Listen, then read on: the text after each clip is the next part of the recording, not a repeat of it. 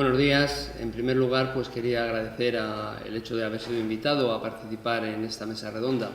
Es un placer para mí el poder estar hablando de Casiano del Prado, cuantas veces como se me llame, porque efectivamente es un personaje del siglo XIX que me ha llamado siempre muchísimo la atención, en mi caso por las aportaciones que hizo a la arqueología prehistórica en España. Por supuesto, los planteamientos, como decía antes Octavio, los planteamientos de Casiano del Prado son muy diversos, es decir, trabaja pues, muchas facetas en las investigaciones que hoy corresponden a disciplinas muy diferentes. Hay que decir que en aquellos momentos pues, todo formaba parte de una misma disciplina que estaba unida a la geología, la historia de la geología, la minería, la prehistoria, las ciencias naturales, todos formaban de un mismo bloque de estudios o un mismo bloque de conocimientos que, por supuesto, él los cultivaba, Casiano del Prado los cultivaba por una razón, porque para él, porque él se encontraba en la avanzadilla de este tipo de estudios. Por eso, bueno, antes de nada voy a contextualizar un poco cómo se encontraban los estudios prehistóricos antes de Casiano del Prado. Pues si nos damos cuenta, la historia de España todavía, lo que se estaba publicando en España básicamente era la historia de España del padre Mariana. El padre Mariana, que había vivido a finales a caballos entre el siglo XVI y siglo XVII, pues todavía aquí en el libro primero, pues cuando empieza a hablar del origen de los primeros españoles, pues dice pues que Túbal, hijo de Jafet, fue el primer hombre que vino a España. Es decir, todavía esa historia fabulosa que se había formado en el Renacimiento y que pervivía durante toda la Edad Moderna, todavía durante buena parte del siglo XIX, prácticamente durante la totalidad del siglo XIX, se mantenía en pie. Y hasta mediados del siglo XIX era la única fuente de conocimiento o de explicación sobre cómo había sido la primera llegada o la aparición de los primeros habitantes en la península ibérica. Esta situación se empieza a desmoronar durante el siglo XIX. Por una parte tenemos a Pengelly en Hoorn, en Brixham, que van a hacer una serie de descubrimientos que van a permitir que en 1859 pues ya la ciencia prehistórica sea reconocida por la comunidad científica internacional. Igualmente Bouchard de Perthes en Francia pues estará haciendo una serie de excavaciones que durante mucho tiempo él irá publicando los descubrimientos que va haciendo, pero no van a ser admitidos por la ciencia del momento.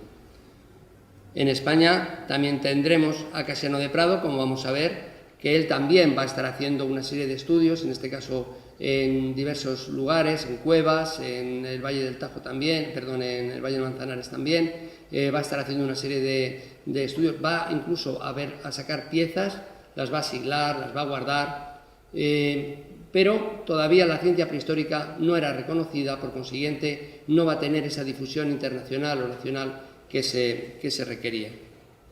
Otro pionero importantísimo va a ser Worsae, en este caso en Dinamarca, en el que él va a proponer la primera clasificación de útiles prehistóricos. Es decir, y todo va a ser, por supuesto, antes de 1859. Como decía antes, va a ser en 1859 cuando Preswich pues, va a publicar pues, un trabajo sobre los útiles en piedra asociados con restos de animales extintos en distintos niveles geológicos, en Abbeville y en Amiens y en Hosne. Es decir, él demuestra cómo en Inglaterra y en Francia están apareciendo unos útiles prehistóricos asociados a fauna extinta. Eso ya, por supuesto, combatía las ideas de Cuvier de que era imposible que se compartiera al mismo tiempo el hombre hubiera coexistido con fauna extinta. En España también tenemos antecedentes, incluso previos a Casiano del Prado, pero a niveles, pues como veremos, muy puntuales, quizás salvo el caso de Sulz.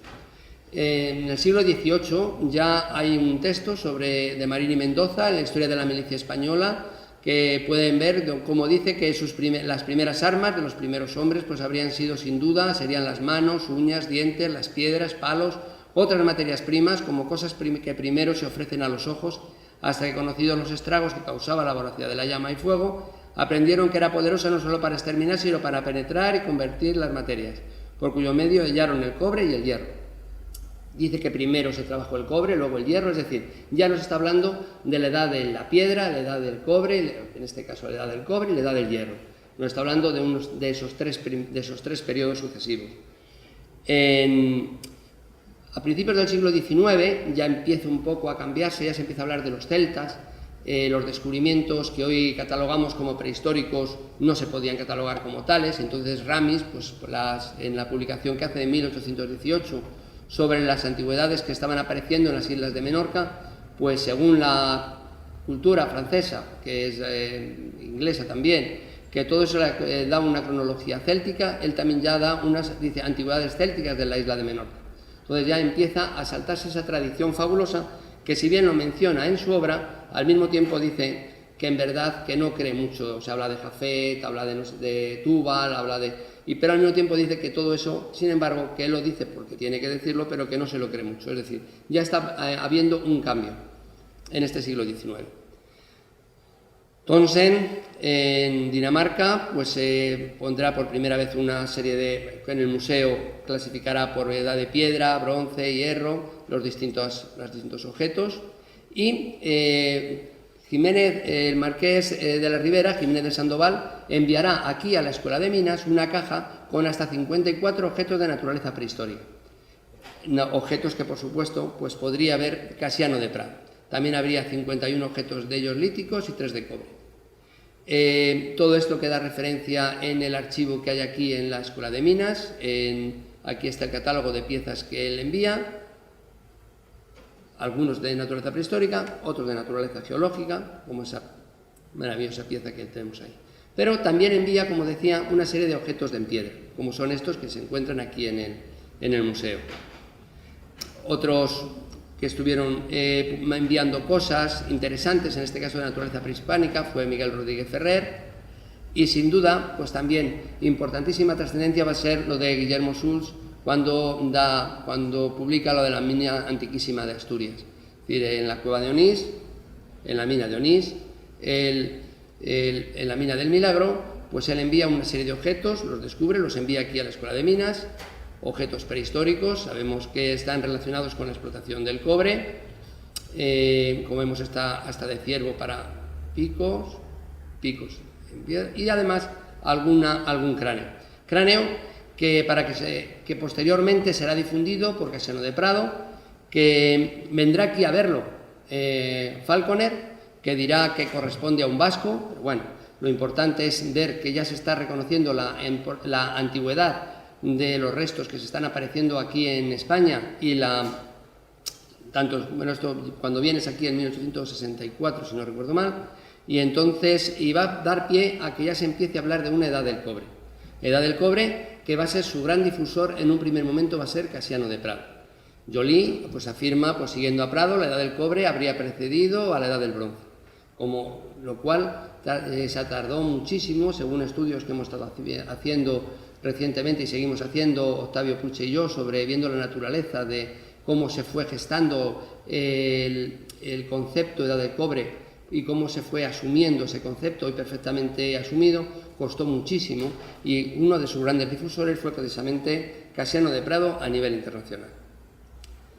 Bien, entonces con Casiano de Prado primero va a hacer una serie de investigaciones en las cuevas de Colla y Riaza. Él estaba al tanto de lo que estaba haciendo, por ejemplo, él lo que dice, él habla de que habría que visitar las minas y las cuevas, para ver si en ellas hay objetos de carácter antiguo, de carácter arqueológico.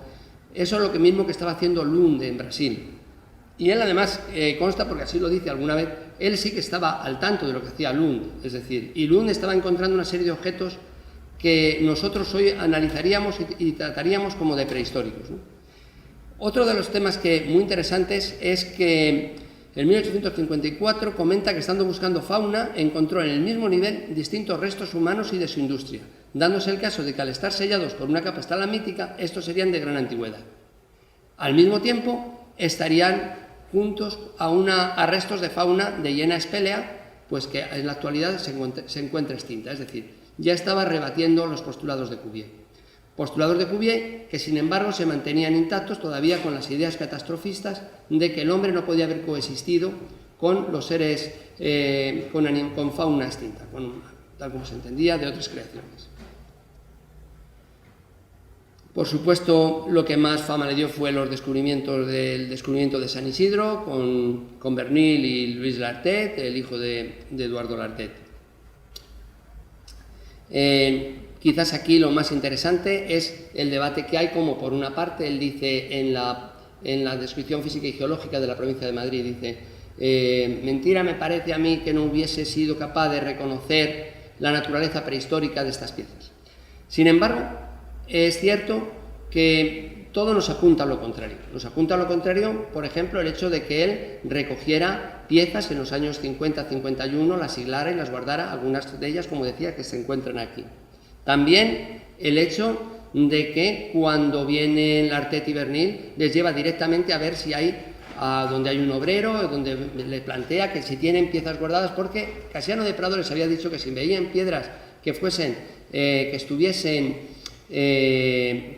restos de talla o restos que resultasen curiosas, que se las guardasen.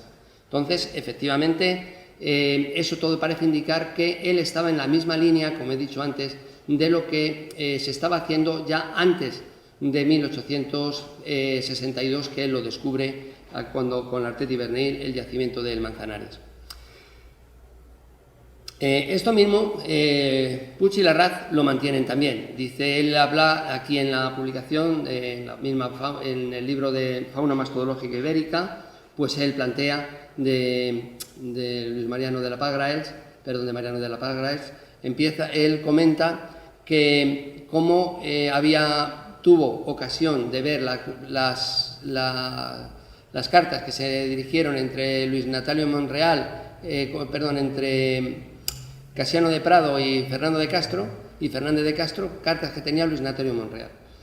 Yo no he podido ver exactamente las citas que aquí hablan, de que él habla de que efectivamente que Pruner-Bey tuvo contacto con Casiano de Prado, que se hablaron cuando fue Casiano de Prado a Francia, que Pruner-Bey le incitó hacia los estudios prehistóricos ya en los años 50, lo cual es muy probable porque es verdad que Pruner-Bey a partir del año 64 pues va a estar citándole a Casiano de Prado continuamente. Es decir, no había prácticamente congreso, no había reunión en la que Pruner-Bey no citara Casiano de Prado y muy frecuentemente también el hecho de la edad del cobre.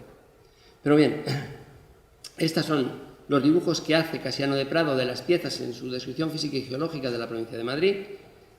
Pieza, alguna de ellas que la tenemos aquí en la Escuela de Minas.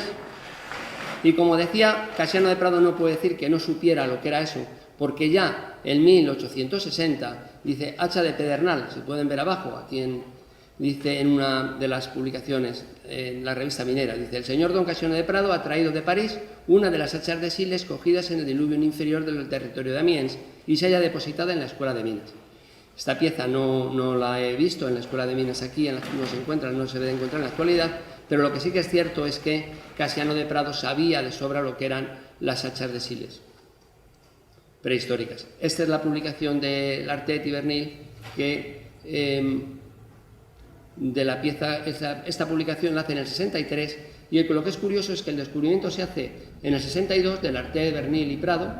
En el 63 lo dan a conocer Lartet y Bernil, y hasta el 64 Casiano, este es el corte estratigráfico, y hasta el 64 Casiano de Prado no publicará la descripción física y geológica de la provincia de Madrid. Es decir, esta es la pieza. La pieza se encuentra en la actualidad en el Museo de Saint-Germain. La pude ver una vez que fui al Museo de Saint-Germain en piezas de San Isidro que están allí expuestas en una vitrina, está allí colocada. Bueno, pues sabía, porque se queda constancia, de que se encontraba esta pieza en el Museo de Saint-Germain. Fui a ver si se estaba expuesta y efectivamente está allí expuesta, es esta, que está allí en una de las vitrinas.